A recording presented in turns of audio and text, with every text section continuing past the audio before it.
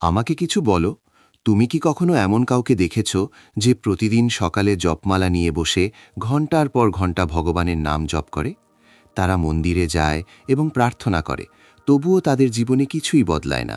সব কিছু একই থাকে, একই দুঃখ, একই ঝামেলা, একই সমস্যা। তাই প্রশ্ন জাগে, কেন এটা ঘটে? ঈশ্বর কি শুনছেন না?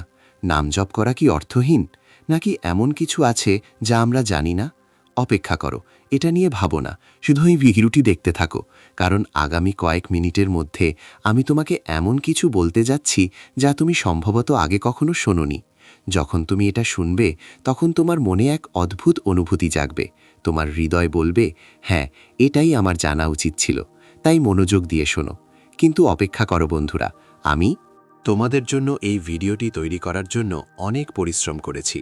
তাই বিনিময়ে দয়া করে ভিডিওটি লাইক করো। বন্ধুরা, ভিডিওটি লাইক করুন এবং চ্যানেলটি সাবস্ক্রাইব করুন। এছাড়াও মন্তব্যে ধন্যবাদ বিশ্ব লিখতে ভুলবেন না, যাতে মহাবিশ্ব আপনার ইচ্ছা শুনতে পায় এবং তা দ্রুত পূরণ করে। ভিডিওটি চালিয়ে যাওয়া যাক। আজ আমরা লক্ষ লক্ষ মানুষের কথা বলতে যাচ্ছি, যারা প্রতিদিন ভগবানের নাম জপ করে, প্রতিদিন তার উপাসনা করে এবং প্রতিদিন ঈশ্বরের কাছে প্রার্থনা করে। তবুও তারা এখনও তাদের জীবনে যে শান্তির সন্ধান করে তা খুঁজে পায় না। এবং আজ আমি আপনাকে এমন একটি ভুল সম্পর্কে বলতে যাচ্ছি যা আপনিও করতে পারেন, কিন্তু আপনি জানেন না যে আপনি এটি করছেন। তবে তার আগে আমি আপনার সাথে একটি ছোট গল্প শেয়ার করতে চাই। একটি গ্রামের একজন কৃষক, সে সেখানেই থাকত। সে খুব পরিশ্রমী ছিল। সকাল থেকে সন্ধ্যা পর্যন্ত সে মাঠে কাজ করত, কিন্তু প্রতি বছর তার ফসল নষ্ট হতো। প্রতিবেশীর ফসল ভালো হতো, অন্যান্য গ্রামবাসীর ফসল ভালো হতো, কিন্তু তার ফসল সবসময় নষ্ট হতো। একদিন সে একজন বৃদ্ধ কৃষককে জিজ্ঞাসা করল, ভাই, আমি এত পরিশ্রম করি, কিন্তু আমার ফসল কখনো ভালো হয় না কেন? বৃদ্ধ কৃষক তার ক্ষেতের দিকে মনোযোগ দিয়ে তাকিয়ে তারপর হেসে বলল, ছেলে, তুমি বীজ বপন করো, কঠোর পরিশ্রম করো, জলও দাও, কিন্তু তুমি কখনো জমি প্রস্তুত করো না। জমিতে পাথর আছে, জমি শক্ত, জমিতে পুষ্টি নেই, তাহলে ফসল কিভাবে বাড়বে? এই গল্পটি শুনে আপনার মনে হতে পারে এটি সবই কৃষিকাজ, এর সাথে আমাদের কি সম্পর্ক? কিন্তু বন্ধুরা, এটি আমাদের সকলের গল্প। আমরা সেই কৃষকের মতো, আমরা ভগবানের নাম জপ করি, প্রার্থনা করি এবং মন্দিরে যাই, কিন্তু আমরা কখনোই আমাদের মনের মাটি প্রস্তুত করি না। আর যখন মাটি প্রস্তুত না থাকে, তখন বীজ কিভাবে জন্মাবে? এখন আপনি হয়তো ভাবছেন, মনের মাটি কি এবং আমরা কিভাবে এটি প্রস্তুত করি? তাহলে আসুন এটি বুঝতে পারি। প্রথমে নাম জপ কি তা বুঝি। নাম জপ করা কেবল মুখ দিয়ে কথা বলা নয়। নাম জপ করা একটি খুব গভীর আধ্যাত্মিক অনুশীলন। যখন সাধুরা নাম জপ করতে বলেন, তখন তারা কেবল মুখ নাড়াতে বলেন না। যখন আপনার মন অন্য কোথাও ঘুরে বেড়ায়, তারা বলছেন নাম এত গভীরভাবে জপ করতে যাতে এটি আপনার মনে, আপনার হৃদয়ে এবং আপনার নিঃশ্বাসে ডুবে যায়। কিন্তু আমরা কি করি? আমরা জপমালা হাতে বসে রাম রাম, হরে কৃষ্ণা অথবা ওয়াহে গুরু জপ করতে থাকি, আর ভাবি আজ অফিসে আমাদের বস কি বললেন, অথবা আগামীকাল আমাদের সন্তানের কি হবে, প্রতিবেশী কি বলল, রাতের খাবারের জন্য আমাদের কি রান্না করা উচিত। মুখ এক জায়গায় আর মন সম্পূর্ণ ভিন্ন জায়গায়। তবুও আমরা মনে করি আমরা ভগবানের নাম জপ করছি। বন্ধুরা, এটাই আমাদের সবচেয়ে বড় ভুল, আর এই ভুলই আমাদের ভক্তির ফল পেতে বাধা দেয়। এখন তুমি সেটা করবে। ভাই, মনকে কিভাবে নিয়ন্ত্রণ করা যায়? মন খুবই চঞ্চল, এটা এখানে সেখানে ঘুরে বেড়ায়। আর তুমি একেবারে ঠিক বলেছ, মন আসলেই খুব চঞ্চল। কিন্তু তুমি কি কখনো ভেবে দেখেছ কেন এটা এত চঞ্চল? মন কখনো এক জায়গায় থাকে না কেন? উত্তরটা সহজ। মন যেখানে আনন্দ পায় অথবা যেখানে ভয় পায় সেখানেই যায়। অর্থাৎ এটি হয় সুখের স্মৃতিতে অথবা দুঃখের চিন্তায় চলে যায়। আর যখন আমরা নাম জপ করতে বসি, তখন নাম ছাড়া মনের আর কোনো বিকল্প থাকে না। কিন্তু যতক্ষণ না আমরা নাম জপ করতে বসি, ততক্ষণ মন নামতেই থাকে না। আর নামের আনন্দ তখনই আসে যখন আমরা এটি বুঝতে পারি, যখন আমরা এটিকে ভালোবাসি। তাই এখানে প্রথম শিক্ষা হলো যে কেবল নাম জপ করা যথেষ্ট নয়, নামের প্রতি ভালোবাসা থাকতে হবে। এখন আমি আপনাকে আরেকটি খুব গুরুত্বপূর্ণ বিষয় বলি, যা খুব কম লোকই জানেন। যখন আমরা নাম জপ করি তখন আমরা প্রায়শই আরেকটি ভুল করি। সেই ভুল হলো প্রত্যাশা। আমরা নাম জপ করি এবং একই সাথে ভাবি, আমি এটি চাই, আমার এটি পাওয়া উচিত, আমার এই সমস্যাটি সমাধান হওয়া উচিত, আমার এই কাজটি করা উচিত। অন্য কথায়, আমরা নাম জপকে একটি চুক্তিতে পরিণত করি। আমরা ঈশ্বরকে বলছি, ঠিক আছে, আমি তোমার নাম জপ করেছি, এখন আমার জন্য আমার কাজটি করো। কিন্তু বন্ধুরা, ভক্তি কোনো চুক্তি নয়। ভক্তি হলো প্রেম, এবং ভালোবাসার কোনো শর্ত নেই। একবার ভাবুন, যখন আপনি সত্যিই কাউকে ভালোবাসেন, তখন কি আপনি সেই ব্যক্তির কাছে আপনার জন্য কিছু করার আশা করতে যান? না, আপনি তাদের কাছে যান কারণ আপনি তাদের উপস্থিতিতে আনন্দ পান। কেবল তাদের উপস্থিতি আপনার মনকে শান্ত করে। ভক্তিতে ঠিক এই অনুভূতিই বিরাজ করা উচিত। যখন আপনি নাম জপ করেন, তখন কেবল এটি জপ করুন কারণ আপনি এতে আনন্দ পান, এতে শান্তি আছে, কোনো দাবি নেই, কোনো শর্ত নেই। কিন্তু আমরা মানুষ, আমাদের চাহিদা আছে, আমাদের সমস্যা আছে, এবং যখন আমরা সমস্যার মুখোমুখি হই, তখন স্বাভাবিকভাবেই মনে আসে যে ঈশ্বর, দয়া করে আমাকে সাহায্য করুন। এটা কি ভুল? না, এটা ভুল নয়। চাওয়া ভুল নয়, কিন্তু কেবল চাওয়া এবং কিছুই না করা ভুল। আপনি হয়তো শুনেছেন যে ঈশ্বর তাদের সাহায্য করেন যারা নিজেদের সাহায্য করে। এটি একেবারে সত্য। যখন আপনি নাম জপ করেন, যখন আপনি ভক্তি অনুশীলন করেন, তখন ঈশ্বর আপনাকে শক্তি, জ্ঞান দেন এবং আপনাকে সঠিক পথ দেখান। কিন্তু আপনাকে নিজেই এটি অনুসরণ করতে হবে, আপনাকে পথে এগিয়ে যেতে হবে। এবং এখানে আরেকটি ভুল, আমরা প্রভুর নাম জপ করি এবং তারপর একটি অলৌকিক ঘটনা ঘটার জন্য অপেক্ষা করি। আকাশ থেকে কিছু একটা পড়বে, একজন দেবদূত এসে আমাদের সমস্যার সমাধান করবেন। কিন্তু এটা এভাবে হয় না। ঈশ্বরের কাজ করার ধরন হলো, তিনি আপনার ভেতর থেকে কাজ করেন, তিনি আপনার চিন্তাভাবনা পরিবর্তন করেন, তিনি আপনাকে এমন লোকদের সাথে যুক্ত করেন যারা আপনাকে সাহায্য করতে পারে, তিনি আপনাকে এমন সুযোগ দেন যা আপনার জীবন পরিবর্তন করতে পারে। কিন্তু যদি আপনি চোখ বন্ধ করে বসে থাকেন এবং কেবল অপেক্ষা করেন, তাহলে আপনি সেই সুযোগগুলি দেখতে পাবেন না, আপনি সেই লক্ষণগুলি বুঝতে পারবেন না। তাই দ্বিতীয় শিক্ষা হলো, নাম জপের পাশাপাশি আপনাকে আপনার কাজও করতে হবে। ভক্তি এবং কর্ম একসাথে চলে। এখন আমি আপনাকে খুব গভীর কিছু বলি। খুব কম লোকই এটি জানে, এবং যারা জানে তারা সর্বদা খুশি। কিন্তু অপেক্ষা করুন বন্ধুরা, আমি আপনার জন্য এই ভিডিওটি তৈরি করার জন্য অনেক প্রচেষ্টা করেছি। তাই বিনিময়ে দয়া করে ভিডিওটি লাইক করুন, চ্যানেলটি সাবস্ক্রাইব করুন এবং মন্তব্যে থ্যাঙ্কস দ্য ইউনিভার্স লিখুন, যাতে ইউনিভার্স আপনার ইচ্ছা শুনতে পায় এবং তা দ্রুত পূরণ করে। আসুন ভিডিওতে চালিয়ে যাই। আমরা যখন নাম জপ করি, তখন আমরা প্রায়শই ভুলে যাই যে আমরা কার নাম জপ করছি। আমরা রাম, কৃষ্ণ, আল্লাহ, ওয়াহেগুরু বলি, কিন্তু এই শব্দগুলোর পেছনে কি আছে তা আমরা জানি না। এগুলোর অর্থ কি? এগুলোর শক্তি কি? যখন তুমি রাম বলো, তখন কি রামের কোনো প্রতিচ্ছবি মনে আসে? তুমি কি তার গল্প মনে রাখো? তুমি কি তার গুণাবলী সম্পর্কে ভাবো? যদি না বলো, তুমি কেবল একটি শব্দ বলছো, নাম জপ করছো না। প্রকৃত জপ হলো যখন তুমি সেই নাম উচ্চারণ করো এবং তোমার সমগ্র সত্তা কম্পিত হয়, যখন সেই নাম শুনলে তোমার চোখ অশ্রুতে ভরে ওঠে, যখন তুমি সেই নাম জপ করতে করতে হারিয়ে যাও, তোমাকে পৃথিবীর কোনো চিন্তা ছাড়াই ছেড়ে দাও। তুমি কি কখনো দেখা গেছে যে যখন একজন মা তার সন্তানের নাম রাখেন, তখন কণ্ঠস্বরে কত ভালোবাসা, তার পুরো পৃথিবী সেই এক নামে। একইভাবে যখন একজন ভক্ত ঈশ্বরের নাম জপ করেন, তখন তার সম্পূর্ণ ভক্তি সেই এক নামে, তার সম্পূর্ণ ভালোবাসা সেখানেই। তাই তৃতীয় শিক্ষা হল, নাম জপ করার সময় সেই নামে নিজেকে নিমজ্জিত করুন, সেই নাম অনুভব করুন, সেই নামের সাথে একাত্ম হয়ে যান। এখন আমার আরেকটি গুরুত্বপূর্ণ কথা আপনাকে বলার আছে। এটি একটু কঠোর শোনাতে পারে, কিন্তু এটি সত্য। আমরা নাম জপ করি এবং তারপর ঘর থেকে বেরিয়ে যাই এবং এমন সব কাজ করি যা আমাদের করা উচিত নয়। আমরা মিথ্যে বলি, কাউকে খারাপ ভাবি, কাউকে প্রতারণা করি, কাউকে খারাপ বলি এবং তারপর সন্ধ্যায় ফিরে এসে জপমালা নিয়ে বসে থাকি। এটাই কি ভক্তি? না বন্ধুরা, ভক্তি কেবল প্রার্থনা কক্ষেই ঘটে না, ভক্তি সারা দিন ধরে চলে। ভক্তি মানে কারো সাথে কথা বলার সময় সত্য কথা বলা, বিপদে পড়া কাউকে সাহায্য করা, অন্যায় হলে কথা বলা, ভুল করলে ক্ষমা চাও। সন্ত কবির বলেছিলেন, আমি জপমালা ঘুরিয়েছি, কিন্তু আমার মন ঘুরিয়ে দেওয়া হয়নি। অর্থ, আমি আমার পুরো জীবন জপমালা ঘুরিয়ে কাটিয়েছি, কিন্তু আমার মন ঘুরিয়ে দেওয়া হয়নি। তাই আসল কাজ হলো মনকে রূপান্তরিত করা, এবং মন তখনই পরিবর্তিত হয় যখন আমাদের আচরণ পরিবর্তিত হয়। তাই চতুর্থ শিক্ষা হলো, ভক্তি এবং আচরণ একসাথে চলতে হবে। যে ব্যক্তি মুখ দিয়ে ঈশ্বরের নাম জপ করে এবং হাত দিয়ে মন্দ কাজ করে, তার ভক্তি অসম্পূর্ণ। এখন আমি তোমাদের খুব আকর্ষণীয় কিছু বলি। তোমরা হয়তো লক্ষ্য করেছো যে কিছু মানুষ খুব কম পূজা করে, খুব কমই মন্দিরে যায়, কিন্তু তাদের মুখে এক অদ্ভুত শান্তি, এক অদ্ভুত আনন্দ থাকে, যা যে কেউ তাদের দেখে আনন্দিত হয়। আর এমনও আছে যারা প্রতিদিন মন্দিরে যায়, ঘন্টার পর ঘন্টা প্রার্থনা করে, কিন্তু তাদের মুখ সবসময় উত্তেজনাপূর্ণ এবং বিরক্ত থাকে। এটা কেন? উত্তর হলো, প্রথম জনের ভক্তি ভেতর থেকে আসে, আর দ্বিতীয় জনের ভক্তি বাইরে থেকে আসে। প্রথম জন যাই করে তারা হৃদয় থেকে করে। তারা এটা করে না কারণ তারা ভয় পায় যে অন্যরা কি বলবে, অথবা তারা আশা করে যে ঈশ্বর খুশি হবেন এবং তাদের ইচ্ছা পূরণ হবে। তারা এটা করে কারণ তারা এটা উপভোগ করে। দ্বিতীয় জন বাইরে থেকে খুব ভক্ত বলে মনে হয়, কিন্তু গভীরভাবে তারা একটা চুক্তি করছে। তারা মনে করে যে যদি তারা এত উপাসনা করে তাহলে ঈশ্বর তাদের অনেক ইচ্ছা পূরণ করবেন। যখন তাদের ইচ্ছা পূরণ হয় না, তখন তারা ঈশ্বরকে সন্দেহ করতে শুরু করে, তাদের ভক্তি নিয়ে সন্দেহ করতে শুরু করে। তাই পঞ্চম শিক্ষা হলো, ভক্তি দেখানোর জন্য নয়, ভক্তি হৃদয় থেকে আসে। এখন আরেকটি খুব গুরুত্বপূর্ণ বিষয় আপনি সম্ভবত শুনেছেন, ভগবানের নাম জপের জন্য সময় বের করা গুরুত্বপূর্ণ। ভোরে ঘুম থেকে উঠে উপাসনা করা ভালো, কিন্তু যদি আপনি সকালে উপাসনা করেন এবং তারপর দিনের বাকি সময় ভুলে যান যে ঈশ্বর আছেন, তাহলে সেই উপাসনার কী লাভ?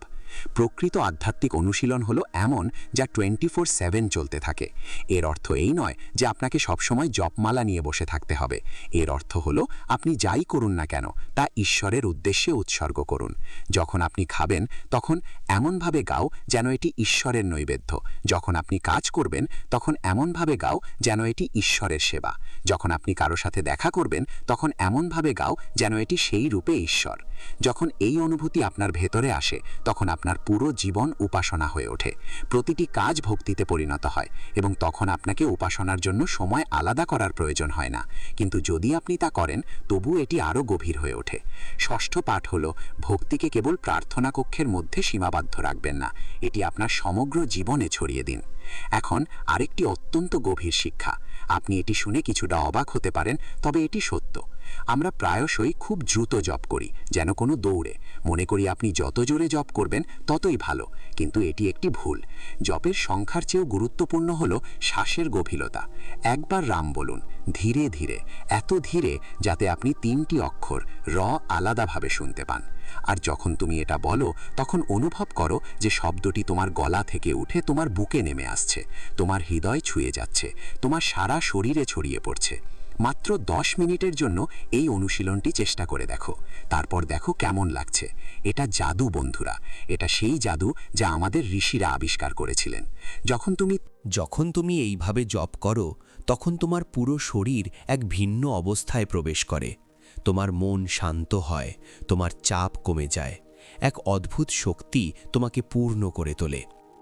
বিজ্ঞানীরা আরও প্রমাণ করেছেন যে যখন আমরা কোনো মন্ত্র বা নাম উচ্চারণ করি, বিশেষ করে ধীরে ধীরে এবং গভীর একাগ্রতার সাথে, তখন আমাদের মস্তিষ্কে আলফা তরঙ্গ বৃদ্ধি পায়। গভীর ঘুমের আগে এই অবস্থাটি ঘটে। এই অবস্থায় মন সবচেয়ে শান্ত থাকে এবং শরীর সবচেয়ে সতেজ বোধ করে। তাই সপ্তম পাঠ হল, কতবার জপ করা উচিত তার চেয়ে বেশি গুণমানের ওপর মনোযোগ দেওয়া। এখন আমি তোমার মনে থাকা একটি অত্যন্ত গুরুত্বপূর্ণ প্রশ্নের উত্তর দিচ্ছি। কখন আমাদের এই সব করা উচিত, কোথা থেকে শুরু করা উচিত এবং কতদিন পর পার্থক্য দেখা যাবে? তাহলে শুনো, আজই শুরু করো। এই ভিডিওটি দেখার পর একটি শুভ দিনের জন্য অপেক্ষা করো না, শুভ সময়ের জন্য অপেক্ষা করো না, বিশেষ সময়ের জন্য অপেক্ষা করো না। যখনই তোমার ইচ্ছা, শুরু করো এবং ছোট করে শুরু করো।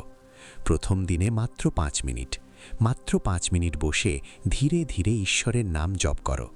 যদি তোমার মন বিচলিত হয়, তাহলে তা করতে দাও, জোর করো না। যখনই মনে পড়বে, নামটা আবার ফিরিয়ে আনুন, এইটুকুই। ধীরে ধীরে সময় বাড়িয়ে দিন, 5 মিনিট থেকে 10 মিনিট, 10 মিনিট থেকে 20 মিনিট, আর একদিন তুমি ঘন্টার পর ঘন্টা বসে থাকবে, এমনকি বুঝতেও পারবে না। কিন্তু কখন তুমি পার্থক্যটা বুঝতে পারবে, এই প্রশ্নটা অত্যন্ত গুরুত্বপূর্ণ। পার্থক্যটা তাৎক্ষণিকভাবে দৃশ্যমান হতে শুরু করে, কিন্তু আমরা তা দেখতে চাই না, অথবা আমরা পারি না।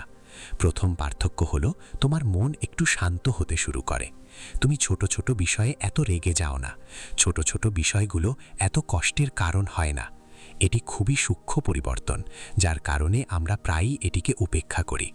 দ্বিতীয় পার্থক্য হলো তোমার দৃষ্টিভঙ্গি বদলাতে শুরু করে। যে জিনিসগুলো আগে বড় সমস্যা মনে হতো এখন সেগুলো ছোট মনে হয়। যারা তোমাকে বিরক্ত করত তারা এত কষ্টের কারণ হয় না। আর তৃতীয় পার্থক্য সবচেয়ে বড়, তোমার জীবনে এক অদ্ভুত শান্তি ঢুকে পড়তে শুরু করে, একটা তৃপ্তি আসতে শুরু করে। এই তৃপ্তি টাকা থেকে আসে না, জিনিসপত্র থেকে আসে না, এটা ভেতর থেকে আসে, আর এটাই আসল সুখ। এখন আমি আপনাকে আরও একটি কথা বলতে চাই, এই পুরো বিষয়ের সবচেয়ে গুরুত্বপূর্ণ বিষয়। নাম জপের সবচেয়ে বড় সুবিধা হলো আপনার ইচ্ছা পূরণ হয় না। নাম জপের সবচেয়ে বড় সুবিধা হলো আপনি নিজেকে রূপান্তরিত করেন। যখন আপনি নিয়মিত এবং সত্যিকারের অনুভূতির সাথে নাম জপ করেন তখন আপনার অহংকার ধীরে ধীরে কমে যায়। আপনার অহংকার কমে যায়, আপনার একগুঁয়েমি কমে যায়। আপনি অন্যের ভুল ক্ষমা করতে শুরু করেন, আপনি তাদের কষ্ট বুঝতে শুরু করেন। এবং যখন আপনি এই রকম হন তখন পৃথিবী আপনার সাথে ভিন্নভাবে আচরণ করতে শুরু করে। যারা একসময় দূরে ছিল তারা আরও কাছে আসতে শুরু করে। আগে বন্ধ থাকা পথগুলি খুলতে শুরু করে। যে সুযোগগুলি আগে আপনার কাছে আসেনি সেগুলি আসতে শুরু করে। এটি কোনো অলৌকিক ঘটনা নয়, এটি একটি স্বাভাবিক প্রক্রিয়া। যখন আপনি ভেতর থেকে ভালো হয়ে ওঠেন তখন আপনার বাহ্যিক জগতেরও উন্নতি হয়। আমাদের সাধুরা এটাই শিখিয়েছেন। কবির এই কথা বলেছেন, মীরা এই কথাই বেঁচেছিলেন, তুকারাম এই কথাই শিখিয়েছেন, নানক এটিই দেখিয়েছেন। তারা সকলেই একই কথা বলেছেন, শুধু ভিন্ন ভিন্ন উপায়ে এবং ভিন্ন ভিন্ন ভাষায়। মূল কথা হলো বাইরে ঈশ্বরকে খুঁজো না, তিনি তোমার ভেতরেই আছেন। যখন তুমি ভগবানের নাম জপ করো তখন তুমি সেই ভেতরের চেতনা জাগ্রত করো, আর যখন তা জাগ্রত হয় তখন সবকিছু বদলে যায়। এখন আমি তোমার সাথে একটি অত্যন্ত গুরুত্বপূর্ণ অভিজ্ঞতা ভাগ করে নিতে চাই। একবার একজন ব্যবসায়ী ছিলেন যিনি গভীরভাবে সমস্যায় পড়েছিলেন। তার ব্যবসা ডুবে যাচ্ছিল, বাড়িতে কলহ ছিল, তার স্বাস্থ্য খারাপ ছিল। তিনি একজন সাধুর সাথে দেখা করে জিজ্ঞাসা করলেন, মহারাজ, আমার কি করা উচিত? আমি সর্বত্র সমস্যার সম্মুখীন হচ্ছি। সাধক জিজ্ঞাসা করলেন, ভাই, আপনি প্রতিদিন কতবার ভগবানের নাম জপ করেন? ব্যবসায়ী উত্তর দিলেন, মহারাজ, আমি প্রতিদিন সকালে 1 ঘন্টা জপমালা জপ করি। সাধক জিজ্ঞাসা করলেন, আপনি যখন জপ করেন তখন আপনার মন কোথায় থাকে? ব্যবসায়ী চুপ করে গেলেন। তিনি জানতেন যে তার মন অন্য কোথাও ঘুরে বেড়ায়। সাধক হেসে বললেন, পুত্র, আপনি প্রতিদিন 1 ঘন্টা নষ্ট করছেন। যখন আপনি জপমালা জপ করেন এবং আপনার মন অন্য কোথাও থাকে তখন আপনি জপের সুফল পান না এবং আপনি হাতের কাজে মনোনিবেশ করতে পারেন না। আপনি 2টি নৌকায় হাঁটার চেষ্টা করছেন। তারপর সাধক বললেন, আগামীকাল থেকে মাত্র 10 মিনিটের জন্য এটি করুন। বসুন, সেই 10 মিনিটের জন্য কেবল প্রভুর নাম জপ করুন। যদি আপনার মন বিপদগামী হয়, এটাকে ফিরিয়ে আনুন এবং বাকি সময় আপনার কাজে মনোনিবেশ করুন। আর যখন আপনি কাজ করেন তখন ঈশ্বরকে স্মরণ করুন। ভুলে যাবেন না যে আপনি তার তত্ত্বাবধানে কাজ করছেন। ব্যবসায়ী এটি করেছিলেন এবং ধীরে ধীরে তার জীবন পরিবর্তন হতে শুরু করে। ব্যবসায়ের উন্নতি হয়েছিল, তার বাড়িতে শান্তি এসেছিল এবং তার স্বাস্থ্যের উন্নতি হয়েছিল। কিন্তু ব্যবসায়ী বুঝতেও পারেননি যে কখন এবং কিভাবে এই পরিবর্তন এসেছে, কারণ এটি ভেতর থেকে এসেছে, বাইরে থেকে নয়। এই গল্পটি আমাদের সকলের জন্য সত্য হতে পারে এবং আমরা সকলেই এই পরিবর্তন আনতে পারি। আমাদের কেবল এই একটি ভুল সংশোধন করতে হবে যা আমরা করে আসছি। তাই এখন আমি আবার সবকিছু পুনরাবৃত্তি করব যাতে আপনি এটি মনে রাখতে পারেন। প্রথমত, নাম জপ করার হৃদয় থেকে হওয়া উচিত, কেবল আপনার মুখ দিয়ে নয়, মনকে নামের ওপর কেন্দ্রীভূত করতে হবে। দ্বিতীয়ত, নাম জপ করার সময় প্রত্যাশা রাখবেন না, ঈশ্বরের সাথে দর কষাকষি করবেন না। তৃতীয়ত, নাম জপ করার সময় আপনার কাজ চালিয়ে যান। চতুর্থত, নামটি বুঝুন, এর পিছনে চেতনা অনুভব করুন। পঞ্চম, ভক্তি এবং আচরণ একসাথে চলতে হবে। ষষ্ঠ জিনিস হল প্রার্থনা কক্ষের বাইরে ভক্তি নিয়ে যাওয়া। সপ্তম বিষয় হল মন্ত্রের সংখ্যা নয় বরং গভীরতা গুরুত্বপূর্ণ। আর অষ্টম বিষয় হল আজ থেকেই শুরু করা। বন্ধুরা, এই পৃথিবী সবাই সুখী হতে চায়, সবাই শান্তি চায়, সবাই ভালো জীবন চায়, কিন্তু আমরা বাইরের পথ খুঁজি, কখনো টাকায়, কখনো সম্পর্কের মধ্যে, কখনো ক্ষমতায়। কিন্তু যে পথ সব সময় খোলা থাকে, যে পথ কখনো বন্ধ হয় না, যে পথ সবার জন্য, দরিদ্র, ধনী, শিক্ষিত, অশিক্ষিত, তা হলো ঈশ্বরের নাম। কিন্তু সেই নাম সঠিকভাবে জপ করতে হবে। সেই নাম সত্যিকারের হৃদয়ে জপ করতে হবে। আর যখন তুমি তা করবে, তখন তুমি নিজেই পার্থক্য অনুভব করবে। কাউকে বলার দরকার নেই, সার্টিফিকেট নেওয়ার দরকার নেই, তুমি নিজেই বুঝতে পারবে। কারণ যখন মন শান্ত থাকে তখন সব কিছু ঠিকঠাক মনে হয়। যখন ভেতরে শান্তি থাকে তখন বাইরের অসুবিধা ছোট মনে হয়। আর এটাই হলো সেই সুখ যা আমরা সকলেই খুঁজছি। তাই আজ থেকে শতাব্দী ধরে আমরা যে ভুল করে আসছি তা করো না। আজ থেকে সত্যিকারের হৃদয়ে নাম জপ করো। আজ থেকে ভক্তিকে নতুন অর্থ দাও এবং আজ থেকে তোমার জীবনকে নতুন দিক দাও। এবার আরেকটি বিষয় বিবেচনা করো। যখন আমরা সত্যিই কাউকে ভালোবাসি তখন আমরা কেবল তাদের নামেই সান্ত্বনা পাই। এমন একজন মায়ের কথা ভাবো যার ছেলে দূর শহরে থাকে। সেই মা সারা দিন তার ছেলের কথা ভেবে কাটান। যখন কেউ তার ছেলের নাম উচ্চারণ করে তখন তার চোখ জ্বলে ওঠে, তার মুখে এক অনন্য আনন্দ ভেসে ওঠে। এখন কল্পনা করো যে মা কোনো জপমালা জপ করেননি বা কোনো বিশেষ প্রার্থনা করেননি, তবুও তার হৃদয়ে ভালোবাসা এত গভীর যে কেবল নাম শুনলেই তার আনন্দ হয়। যখন একজন ভক্তের ঈশ্বরের প্রতি এই একই অনুভূতি থাকে তখন তাদের কোনো বিশেষ সময়, কোনো বিশেষ স্থান বা কোনো বিশেষ পদ্ধতির প্রয়োজন হয় না। তারা কেবল যে কোনো জায়গায়, যে কোনো সময়, যে কোনো পরিস্থিতিতে ঈশ্বরকে স্মরণ করে এবং শান্তি খুঁজে পায়। কিন্তু এই ভালোবাসা কোথা থেকে আসে? প্রথমত, ভালোবাসা স্বাভাবিকভাবে আসে না, এটিকে গড়ে তুলতে হবে। এবং এটিকে জাগ্রত করার সবচেয়ে সহজ উপায় হলো মেলামেশার মাধ্যমে। অর্থাৎ নিজেকে এমন লোকদের সাথে ঘিরে রাখুন যারা সত্যি ঈশ্বরকে ভালোবাসে, যারা সত্যিই তার উপাসনা করে। যখন আপনি এই ধরনের মানুষের সাথে বসেন, তাদের বক্তৃতা শোনেন এবং তাদের সাথে স্তোত্র গাইতে থাকেন, তখন ধীরে ধীরে আপনার ভেতরে একই অনুভূতি জাগ্রত হয়। আমাদের শাস্ত্রে একে সৎসঙ্গ বলা হয়।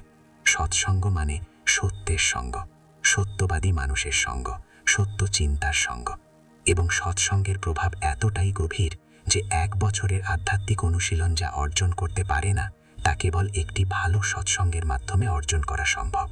আপনি হয়তো লক্ষ্য করেছেন যে কিছু নির্দিষ্ট জায়গা আছে যেখানে যাওয়ার সাথে সাথেই আপনি শান্ত হয়ে যান। কিছু নির্দিষ্ট মানুষ আছে যাদের উপস্থিতি আপনার মনকে হালকা করে তোলে।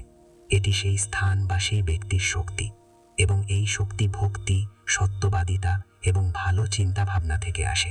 তাই যদি আপনি চান আপনার ভক্তি আরও গভীর হোক, আপনার জপ সত্য হোক, তাহলে ভালো সঙ্গ খুঁজুন। এমন লোকদের সাথে বন্ধুত্ব করুন যারা আপনাকে আরও ভালো করে। এমন জায়গায় যান যেখানে আপনার মন শান্ত হয়। এমন বই পড়ুন যা আপনার চিন্তাভাবনাকে উন্নত করে। এবং যদি আপনি এমন সঙ্গ খুঁজে না পান, তাহলে ঠিক আছে, আজ থেকে। যদি তুমি এমন সঙ্গ না পাও তাহলে ঠিক আছে। আজকাল ইউটিউব, বই, অডিও বুক, সাধু সন্তদের ধর্মোপদেশ শোনা, তাদের গল্প শোনা এবং তাদের জীবন সম্পর্কে পড়া ইত্যাদি অনেক কিছু আছে। এটাও এক ধরনের সৎসঙ্গ। এখন আরেকটি গুরুত্বপূর্ণ বিষয় আমি তোমাদের সাথে শেয়ার করতে চাই। আমরা প্রায়শই ভাবি যে আমাদের ভক্তিতে নিয়োজিত হবার জন্য সম্পূর্ণ স্বাধীন থাকা দরকার, প্রচুর অবসর। এটা হওয়া উচিত। পারিবারিক দায়িত্ব ন্যূনতম হওয়া উচিত। ব্যবসা নিয়ে কোনো চিন্তা থাকা উচিত নয়। তবেই আমরা সঠিকভাবে ভক্তি অনুশীলন করতে পারব। কিন্তু এই ধারণা সম্পূর্ণ ভুল। আসলে যাদের জীবনে সবচেয়ে বেশি দায়িত্ব এবং সবচেয়ে বেশি কষ্ট থাকে, তাদেরই ভক্তির সবচেয়ে বেশি প্রয়োজন। আর যারা কষ্টের মধ্যেও ঈশ্বরকে স্মরণ করে, তাদের ভক্তি সবচেয়ে বেশি। তার উপর সবচেয়ে বড় যুদ্ধ করার দায়িত্ব ছিল, এবং সেই অবস্থাতেই ভগবান শ্রীকৃষ্ণ তাকে গীতার জ্ঞান দান করেছিলেন। ভগবান তাকে বলেননি যে প্রথমে সবকিছু ছেড়ে বনে যাও এবং তপস্যা করো এবং তারপর আমার কাছে এসো। তিনি বলেছিলেন যে তুমি যেখানেই থাকো এবং তোমার দায়িত্ব পালন করার সময় আমাকে স্মরণ করো। এটাই আমাদের সকলের জন্য বার্তা। তুমি যেখানেই থাকো, যে অবস্থাতেই থাকো না কেন, তোমার ওপর যে দায়িত্ব আছে তা পালন করো, কিন্তু তা করার সময় ভগবানকে ভুলে যেও না। একজন মা আছেন যিনি সকাল থেকে সন্ধে পর্যন্ত ঘরের কাজ করেন, বাচ্চাদের দেখাশোনা করেন, রান্না করেন, কাপড় ধোয়ে। তিনি কি ভক্তি করার সুযোগ পান না? সে বুঝতে পারে। যখন সে রান্না করে তখন সে মনে করে যে সে ঈশ্বরের নৈবেদ্য প্রস্তুত করছে। যখন সে শিশুদের যত্ন নেয় তখন সে মনে করে যে তারা ঈশ্বরের সন্তান, সে তাদের সেবা করছে। যখন সে কাপড় ধোয় তখন সে কয়েকটি স্তোত্র গুনগুন করে। এটাই সব ভক্তি। অর্জুনের কথা ভাবুন। তিনি একজন রাজপুত্র ছিলেন, একজন যোদ্ধা, তিনি একজন দোকানদার যিনি সারা দিন গ্রাহকদের সাথে লেনদেন করে কাটান। তিনি কি ভক্তি অনুশীলন করতে পারেন? হ্যাঁ, যখন তিনি একজন গ্রাহককে সত্য বলেন, সঠিক ওজন দেন, দরিদ্র ব্যক্তিকে একটু অতিরিক্ত দেন অথবা অভাবী কাউকে সাহায্য করেন, তখন সবকিছুই ভক্তি। ভক্তি মানে কেবল উপাসনা নয়, ভক্তি মানে ঈশ্বরের স্মরণে বেঁচে থাকা, এবং এই স্মরণ প্রতিটি মুহূর্তে, প্রতিটি কাজে, প্রতিটি সম্পর্কের মধ্যে বজায় রাখা যেতে পারে। এখন আরও একটি জিনিস শুনুন যা খুব কম লোকই বলে। যখন আমরা ঈশ্বরের নাম জপ করি তখন আমরা প্রায়শই আরেকটি ভুল করি। আমরা খুব দ্রুত হাল ছেড়ে দিই। আমরা ভাবি যদি কোনো পার্থক্য না থাকে তবে কয়েকদিন জপ করে লাভ কি, এবং আমরা হাল ছেড়ে দিই। বন্ধুরা, খুব দ্রুত হাল ছেড়ে দেওয়ার এই অভ্যেস কেবল ভক্তিতেই নয়, জীবনেও আমাদের দুর্বল করে তোলে। যখন আমরা নতুন কিছু শুরু করি, একটি নতুন অভ্যেস গড়ে তোলার চেষ্টা করি, তখন শুরুতে এটি সবসময় কঠিন। আমরা এটি পছন্দ করি না, আমরা কোনো ফলাফল দেখতে পারি না, এটি খুবই স্বাভাবিক। কিন্তু যারা এই কঠিন সময়ে অধ্যবসায় করে তারা এমন কিছু অর্জন করে যা হাল ছেড়ে দেয় তারা কখনো করতে পারে না। একটি গাছ লাগানোর উদাহরণ বিবেচনা করুন। যখন আপনি একটি বীজ বপন করেন, প্রথম কয়েকদিন কিছুই ঘটে না। মাটি একই রকম দেখায়, কিন্তু ভিতরে শিকড় তৈরি হয়। ধীরে ধীরে একটি ছোট অঙ্কুর বের হয়, তারপর এটি বৃদ্ধি পায়, এবং একদিন সেই একই বীজ একটি বিশাল গাছে পরিণত হয়, যা নিজের এবং অন্যদের জন্য ছায়া প্রদান করে। প্রভুর নাম জপের সাথে ঠিক এটিই ঘটে। প্রাথমিকভাবে মনে হয় কিছুই ঘটছে না, কিন্তু ভিতরে একটি পরিবর্তন ঘটছে। ধীরে ধীরে আপনার মন শান্ত হতে শুরু করে, ধীরে ধীরে আপনার চিন্তা ভাবনা পরিষ্কার হতে শুরু করে, এবং একদিন আপনি নিজেই দেখতে পান যে আপনি বদলে গেছেন, আপনার জীবন বদলে গেছে। তাই অধ্যবসায় করুন, হাল ছেড়ে দেবেন না। এখন আমি আপনাকে একটি খুব আকর্ষণীয় তথ্য বলি, যা বৈজ্ঞানিকভাবেও সত্য। আমাদের মন একটি অদ্ভুত যন্ত্র। এটি কেবল তাই তৈরি করে যা আপনি বারবার দেন। আপনি যদি প্রতিদিন নেতিবাচক চিন্তা করেন তবে আপনার মন নেতিবাচক হয়ে যায়, এবং আপনি যদি প্রতিদিন ইতিবাচক চিন্তা করেন, ঈশ্বরের নাম নেন, ভালো জিনিস ভাবেন, তবে আপনার মন নেতিবাচক হয়ে যায়। এটি ইতিবাচক হয়ে ওঠে। বিজ্ঞানীরা একে নিউরোপ্লাস্টিসিটি বলে। এর অর্থ হলো আমাদের মস্তিষ্ক পরিবর্তন করতে পারে, এবং আমরা নিজেরাই এই পরিবর্তন আনতে পারি। যখন আমরা বারবার কোনো কাজ করি তখন আমাদের মস্তিষ্কের পথগুলি শক্তিশালী হয়। আমরা যত বেশি এটি করি ততই শক্তিশালী হয়। উদাহরণস্বরূপ, যখন আপনি প্রতিদিন ভগবানের নাম জপ করেন তখন আপনার মস্তিষ্কের শান্তি এবং ভক্তির পথগুলি শক্তিশালী হয়, এবং এমন একটি দিন আসে যখন আপনার মন স্বাভাবিকভাবেই শান্ত হয়ে যায়, এমনকি চেষ্টা না করেও। বিজ্ঞান এবং আধ্যাত্মিকতা উভয়ই একই কথা বলছে। নিয়মিত অনুশীলন মন পরিবর্তন করে, আর মন পরিবর্তন জীবন পরিবর্তন করে। এখন আমি সম্পূর্ণ আত্মবিশ্বাসের সাথে বলতে পারি যে যারা এই ভিডিওটি দেখছেন তাদের অনেকেই কোনো না কোনো সমস্যার মধ্য দিয়ে যাচ্ছেন। কেউ হয়তো আর্থিক সমস্যার সম্মুখীন হচ্ছেন, কেউ হয়তো সম্পর্কের সমস্যায় ভুগছেন, কেউ হয়তো স্বাস্থ্যগত সমস্যার সম্মুখীন হচ্ছেন, কেউ হয়তো একাকিত্বে ভুগছেন, এবং সম্ভবত সেই কারণেই আপনি এই ভিডিওটি দেখেছেন, কারণ তুমি একটা পথ খুঁজছ, আশা খুঁজছ। তাই আমি তোমাকে বলতে চাই যে একটা পথ আছে, আশা আছে, আর সেটা তোমার ভেতরেই আছে। যখন সব দরজা বন্ধ থাকে তখন একটা দরজা সবসময় খোলা থাকে, আর সেই দরজাটা ঈশ্বরের। তাকে ডাকো, সত্যিকারের হৃদয়ে তাকে ডাকো, নিঃস্বার্থভাবে তাকে ডাকো, তারপর দেখো কি হয়। তোমার সমস্যা হয়তো তাৎক্ষণিকভাবে সমাধান হবে না, তুমি হয়তো তোমার কাঙ্ক্ষিত পথ খুঁজে পাবে না, কিন্তু তুমি এমন একটা শক্তি পাবে যা তোমাকে সেই সমস্যার সাথে লড়াই করার ক্ষমতা দেবে। তুমি এমন একটা শান্তি পাবে যা অন্য কেউ দিতে পারে না। আর ধীরে ধীরে তুমি দেখতে পাবে যে জীবন বদলে যাচ্ছে, পরিস্থিতি বদলে যাচ্ছে, মানুষ বদলে যাচ্ছে, আর সবচেয়ে গুরুত্বপূর্ণ, তুমি নিজেই বদলে যাচ্ছ।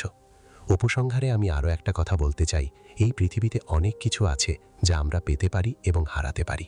টাকা আসে যায়, সম্পর্ক তৈরি হয় এবং ভাঙে, যৌবন আসে যায়, স্বাস্থ্যের উন্নতি হয় এবং অবনতি হয়, কিন্তু একটা জিনিস আছে যা কখনো যায় না, ঈশ্বরের নাম।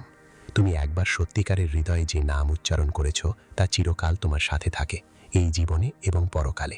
আমাদের শাস্ত্র বলে যে নাম জপের ফল কখনো নষ্ট হয় না। তুমি হয়তো এই জীবনে পূর্ণ ফলাফল অর্জন করতে পারো না, কিন্তু সেই সংস্কার আত্মার সাথেই থাকে, এবং পরকালে সেই ব্যক্তি সেখান থেকেই শুরু করে যেখানে সে ছেড়েছিল। এটা শুনে কিছু লোক ভাবতে পারে, পরবর্তী জীবনের কথা বলে লাভ কি, এই জীবনে তুমি কি পাবে? তাই আমি তাদের বলতে চাই যে এই জীবনে তুমি অনেক কিছু পাবে, শান্তি, শক্তি, একটি উদ্দেশ্য, একটি দিক নির্দেশনা, এবং সবচেয়ে গুরুত্বপূর্ণ, তুমি এমন সুখ পাবে যা বাইরের কোনো কিছুর ওপর নির্ভর করে না, এমন সুখ যা সর্বদা তোমার ভেতরে থাকে। তা বৃষ্টি হোক বা রোদ হোক, দিন হোক বা রাত, তুমি কি সেই সুখ চাও? তুমি কি সেই শান্তি চাও? তুমি কি সেই জীবন চাও যার স্বপ্ন তুমি দেখেছ? তাই শুধু একটা কাজ করো, আজ থেকে তুমি যে ভুল করে এসেছো তা ত্যাগ করো এবং সত্যিকারের হৃদয়ে সম্পূর্ণ ভালোবাসায় কোনো শর্ত ছাড়াই নাম জপ করো। এইটুকুই, আর সবকিছু স্বয়ংক্রিয়ভাবে ঘটবে। ভাবো, তুমি এই পৃথিবীতে কত বছর ধরে আছো? 10 বছর, 20 বছর, 30 বছর, 40 বছর, 50 বছর। এই বছরগুলোতে তুমি কি অর্জন করেছো? তুমি কত দৌড়ে বেরিয়েছো, কত পরিশ্রম করেছো, কত স্বপ্ন দেখেছো, কত স্বপ্ন ভেঙে ফেলেছো, কত মানুষের সাথে দেখা করেছো, কত বিচ্ছেদের অভিজ্ঞতা করেছো, কত আনন্দের অভিজ্ঞতা করেছো, কত দুঃখের অভিজ্ঞতা করেছো। আর এসবের মাঝেও তুমি ঈশ্বরকে কত সময় দিয়েছো? যে শক্তি তোমাকে এই পৃথিবীতে পাঠিয়েছে তাকে তুমি কতটা মিস করেছো? যদি তুমি সৎভাবে উত্তর দাও, তাহলে উত্তরটা হয়তো তুমি সেই শক্তিকে দিতে চাও না। আর আমি তোমাকে দোষারোপ করার জন্য এটা বলছি না, আমি এটা বলছি কারণ আমরা সবাই এটা করি। আমরা পৃথিবীর ব্যস্ততার মধ্যে আটকে পড়ি এবং সবচেয়ে গুরুত্বপূর্ণ বিষয়টি ভুলে যাই। কিন্তু সুখবর হলো, এখনো খুব বেশি দেরি হয়নি, এখনো সময় আছে। আমরা যতক্ষণ নিঃশ্বাস নিচ্ছি ততক্ষণ শুরু করতে পারি। আমার একজন বৃদ্ধ মহিলার কথা মনে আছে। তার বয়স 80 বছরেরও বেশি ছিল। কেউ একজন তাকে জিজ্ঞাসা করেছিল, দাদি, এই বয়সে ঈশ্বরের নাম জপ করে লাভ কি? তোমার জীবনের বেশিরভাগ সময় এখন শেষ। বৃদ্ধা মহিলা হেসে বললেন, বাছা, যখন তুমি ঘরে প্রদীপ জ্বালাও তখন কি তুমি ভাবো রাতের কতটা বাকি আছে? প্রদীপ জ্বালালে অন্ধকার দূর হয়, তা সে রাতের শুরু হোক বা শেষ। ঈশ্বরের নামও তেমনই, যখন ইচ্ছা গ্রহণ করো, যতই গ্রহণ করো, অন্ধকার দূর হয়ে যায়। এই কথা শুনে আমার হৃদয় নাড়া দিয়ে উঠল, কারণ এটি এতটাই সত্য, এত সহজ ছিল যে কেউ কল্পনাও করতে পারেনি। উত্তর ছিল না। বন্ধুরা, আমরা প্রায়শই এই ভেবে শুরু করি না যে এখন কি লাভ। যখন আমরা খুব ছোট থাকি তখন আমরা ভাবি আমাদের সামনে এখনো জীবন আছে, পরে দেখা যাবে। অথবা যখন আমরা বড় হই তখন আমরা ভাবি অনেক দেরি হয়ে গেছে। এর অর্থ হলো সঠিক সময় কখনো আসে না, কারণ বাস্তবে সঠিক সময় হলো যখন আমরা কাজ করার সিদ্ধান্ত নিই, আর সেই সময় এখনই।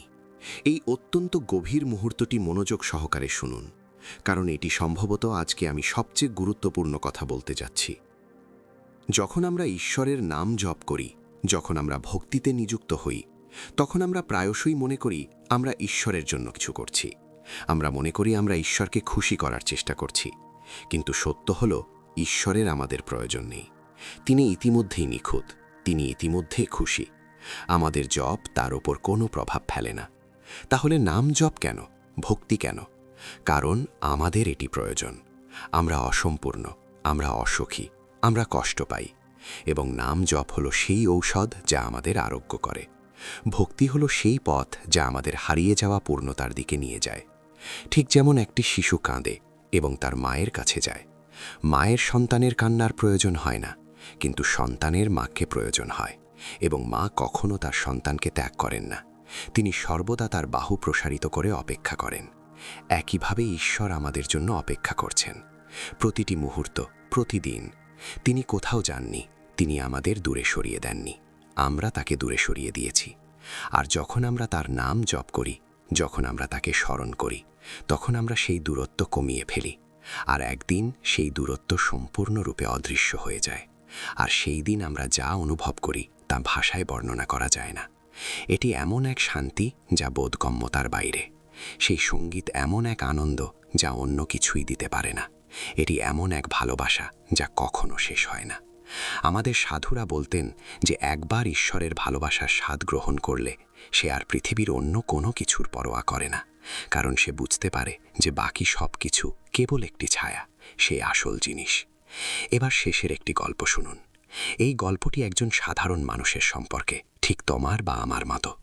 এক গ্রামে একজন কাঠুরে থাকত। সে অত্যন্ত দরিদ্র ছিল। সে সকালে বনে যেত, কাঠ কাটত এবং সন্ধ্যায় বিক্রি করত। এটাই ছিল তার জীবন। কিন্তু সে সবসময় খুশি থাকত, সে সবসময় হাসত। গ্রামবাসীরা অবাক হতো যে এই লোকটির কিছুই ছিল না, সে এত খুশি কিভাবে রইল। একদিন একজন ধনী ব্যক্তি তাকে জিজ্ঞাসা করলেন, ভাই, তোমার কাছে টাকা নেই, বাড়ি নেই, সম্পত্তি নেই, তবুও তুমি সবসময় খুশি থাকো। আমাদের এত কিছু থাকার পরেও আমরা কষ্ট পাই, তোমার রহস্য কি? কাঠুরিয়া হেসে বলল, ভাই, আমার সব কিছু আছে, তোমার যা আছে তা আমার কাছে নেই। ধনী ব্যক্তি অবাক হয়ে জিজ্ঞাসা করলেন, তুমি কি বলতে চাইছ? কাঠুরিয়া উত্তর দিল, তোমার টাকা আছে, বাড়ি আছে, জমি আছে, কিন্তু রাতে তুমি ঘুমাতে পারো না। দিনের বেলায় তোমার কোনো শান্তি নেই, তুমি সবসময় কিছু না কিছু নিয়ে চিন্তিত থাকো।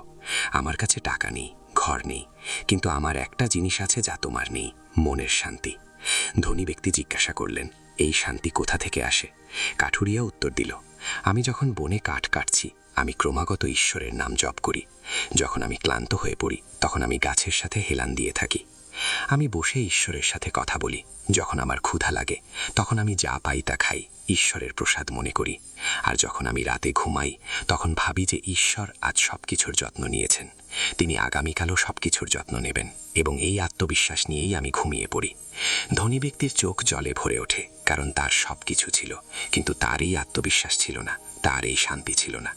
বন্ধুরা, সেই কাঠুরিয়া কোনো মহান সাধু ছিলেন না, তিনি কোনো মহান পণ্ডিত ছিলেন না, তিনি একজন সাধারণ মানুষ ছিলেন। কিন্তু তিনি এমন কিছু খুঁজে পেয়েছিলেন যা লক্ষ লক্ষ কোটি মানুষ তাদের সারা জীবন ধরে খুঁজতে থাকে এবং খুঁজে পায় না। আর সেই জিনিসটি কি ছিল? ঈশ্বরের উপর বিশ্বাস, তার নামে ভালোবাসা এবং মনের শান্তি। ওম।